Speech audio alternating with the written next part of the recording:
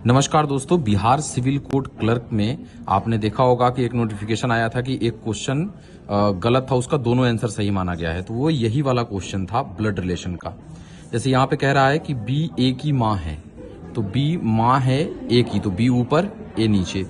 C B की बहन, तो सी जो है वो बी की बहन है, तो बी की बहन है सी, तो साथ में जाएगी।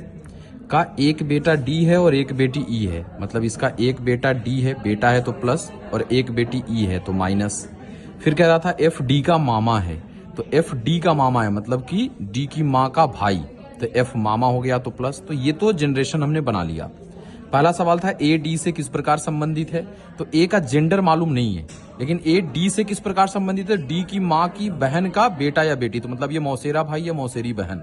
तो चूंकि मौसेरी बहन ऑप्शन में नहीं था, सी एन डी नहीं था, तो मौसेरा भाई इसका बिल्कुल सही जवाब जाता।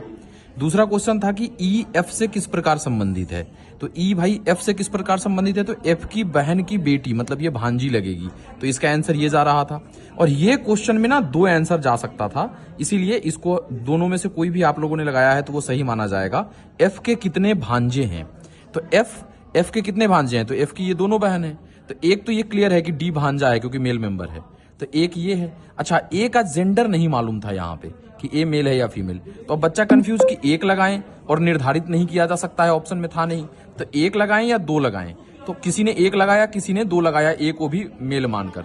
तो आपने बी या सी कोई भी आंसर लगाया है तो दोनों को सही मान लिया है। यही नोटिफिकेशन में बिहार सिविल कोड क्लर्क में आया था। धन्यवाद।